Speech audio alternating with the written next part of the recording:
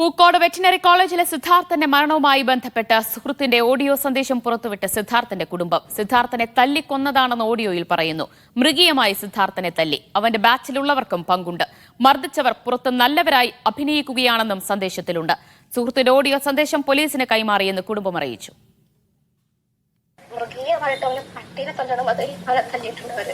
എല്ലാവർക്കും അവനെ ഹോസ്റ്റലിൽ നടുക്കിച്ച് വരുന്നവനും പോകുന്നവരും അവനെ വയറെടുത്തും ബെൽറ്റ് എടുത്തിട്ട് അവനെ തല്ലിയത് മൃഗീയമായിട്ട് അവനെ തല്ലിയിട്ടുള്ളവര്. ഓടിക്കിന്റെ അങ്ങനെ ചെയ്യില്ല, അവനെ തല്ലിക്കുന്നത് തന്നെയാണ്. അവന്റെ ബാച്ചിലുള്ളവരും ഇതില് പങ്കുണ്ട്. ഒരാളെ പോലും വെറുതെ വിട്ടത് കൊന്നതാ. അവന്മാര് പുറത്ത് നല്ലവരാന്ന് അഭിനയിച്ചവന്മാരുടെ കഴുകന്മാരെക്കാളും മോശം ആൾക്കാർ. സഹപാഠി വെളിപ്പെടുത്തുന്ന കാര്യങ്ങൾ എന്തൊക്കെയാണ്?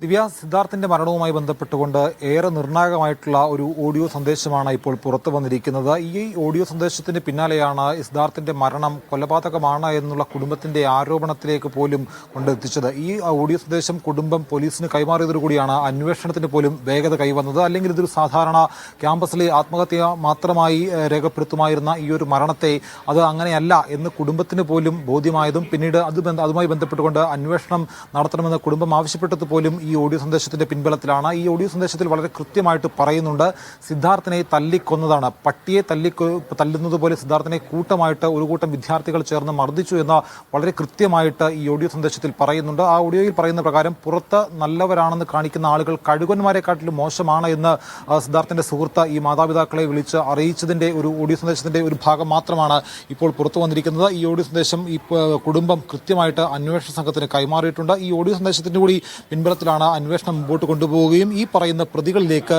അന്വേഷണ സംഘം എത്തുകയും ചെയ്തത്. എന്തായാലും ഈ ഓഡിയോ സന്ദേശത്തിന് പിന്നാലെ സിദ്ധാർത്ഥിന്റെ മരണം ഒരു സ്വാഭാവിക മരണമല്ല, ഇതിനകത്ത് പിന്നിൽ മറ്റു ചില കാര്യങ്ങൾ കൂടി നടന്നിട്ടുണ്ട് എന്ന് കുടുംബം പറയുന്ന കാര്യങ്ങൾ ഒരു പരിധിവരെ ശരിയാവുന്നതാണ് നമുക്ക് മനസ്സിലാകുന്നത്. ഇത് കൊലപാതകമാണോ എന്നുള്ള കാര്യം പോലും അന്വേഷിക്കേണ്ടത് പോലീസാണ്. അക്കാര്യത്തിലൊക്കെ അന്വേഷണ സംഘം ഇനിയും ഒരുപാട് ദൂരം സഞ്ചരിച്ച് എത്തേണ്ടതായുണ്ട്. എന്നാൽ പോലും ഇത് ഒരു സാധാരണ മരണമല്ല, സിദ്ധാർത്ഥിന് ക്രൂരമായ കൊടിയമായിട്ടുള്ള മർദ്ദനമേറ്റിട്ടുണ്ട് എന്ന് വളരെ കൃത്യമായിട്ട് ഈ ഓഡിയോ സന്ദേശത്തിലൂടെ മനസ്സിലാകുന്നുണ്ട്. ഈ പോസ്റ്റ്മോർട്ടം റിപ്പോർട്ടിലടക്കം സിദ്ധാർത്ഥിനെ വളരെ ക്രൂരമായ മർദ്ദനമേറ്റിരുന്നു എന്ന് വ്യക്തമായിരുന്നു. അതിനെ ഒന്നുകൂടി സാധൂകരിക്കുന്നതാണ് ഇപ്പോൾ ഈ സുഹൃത്തിന്റെ ഓഡിയോ സന്ദേശം. സുഹൃത്തിന്റെ സഹപാഠികൾ ഉൾപ്പെട്ട ആളുകൾ പോലും സിദ്ധാർത്ഥിനെ ക്രൂരമായി മർദ്ദിച്ചിട്ടുണ്ട്. ഈ പുറത്തു നിന്നുള്ള ആളുകൾ പോലും ഈ ഹോസ്റ്റലിലേക്ക് എത്തി സിദ്ധാർത്ഥിനെ ക്രൂരമായി മർദ്ദിച്ചു.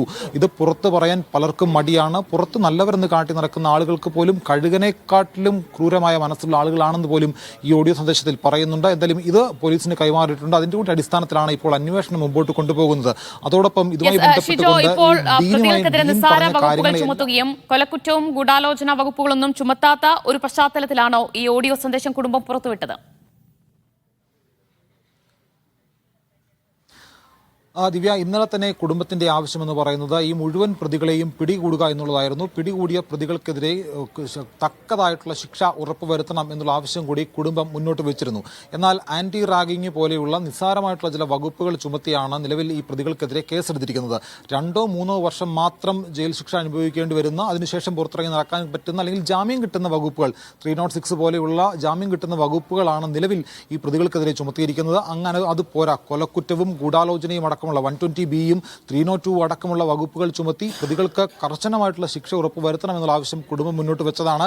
അങ്ങനെ ഈ മുമ്പോട്ട് പോകുന്നില്ല എന്ന് കണ്ടതോടുകൂടിയാണ് ഒരുപക്ഷെ ഈ കുടുംബം തന്നെ ഈ ഓഡിയോ ക്ലിപ്പുകൾ പുറത്തേക്ക് വിട്ടത്. അതായത് ഈ കുടുംബം ഈ ഓഡിയോ ക്ലിപ്പ് പുറത്തു വിടുമ്പോൾ ഇതിനകത്ത് കൃത്യമായിട്ടുള്ള ഗൂഢാലോചന നടന്നിട്ടുണ്ട്. നേരത്തെ സിദ്ധാർത്ഥിന്റെ അമ്മാവൻ ഷിബു പറഞ്ഞതുപോലെ സിദ്ധാർത്ഥിനെ കൊലപ്പെടുത്തണം എന്നുള്ള ഉദ്ദേശത്തോടുകൂടി സിദ്ധാർത്ഥിനെ ഹോസ്റ്റലിൽ നിന്ന് വീട്ടിലേക്ക് മടങ്ങി സിദ്ധാർത്ഥിനെ തിരിച്ച് അവിടേക്ക് വിളിച്ചു വരുത്തി എവിടെ വെച്ച് എന്തൊക്കെ ചെയ്യണമെന്ന് ഈ പറയുന്ന പ്രതികൾ കൃത്യമായിട്ട് ഗൂഢാലോചന നടത്തി. ആ ഗൂഢാലോചന കൃത്യമായിട്ട് നടപ്പിലാക്കി സിദ്ധാർത്ഥിനെ കൊലപ്പെടുത്തി കെട്ടിത്തൂക്കുകയായിരുന്നു എന്നുള്ള ആരോപണമാണ് കുടുംബം ഈ ഓഡിയോ സന്ദേശം പുറത്തു വന്നതിന് പിന്നാലെ ആരോപിക്കുന്നത്. ആ കാര്യങ്ങളെ ഒരു പരിധിവരെ സാധൂകരിക്കുന്നുണ്ട് ഈ ഓഡിയോ ക്ലിപ്പിലെ വാചകങ്ങൾ. അതായത് സിദ്ധാർത്ഥിന്റെ സഹപാഠിയുടെ ഓഡിയോ സന്ദേശമാണ് കുടുംബം പുറത്തുവിട്ടത്. അതിൽ പറയുന്നത് സിദ്ധാർത്ഥിനെ തല്ലിക്കൊന്നതാണ്, സഹപാഠികൾക്കടക്കം ആ മർദ്ദനത്തിൽ പങ്കുണ്ട് എന്നാണ് ആ കുട്ടി കുടുംബത്തോട് പറഞ്ഞിരിക്കുന്നത്. ഇപ്പോൾ ആ ഓഡിയോ സന്ദേശമാണ് കുടുംബം പോലീസിന് നൽകിയിരിക്കുകയും മാധ്യമങ്ങൾക്ക് നൽകുകയും ചെയ്തിരിക്കുന്നത്.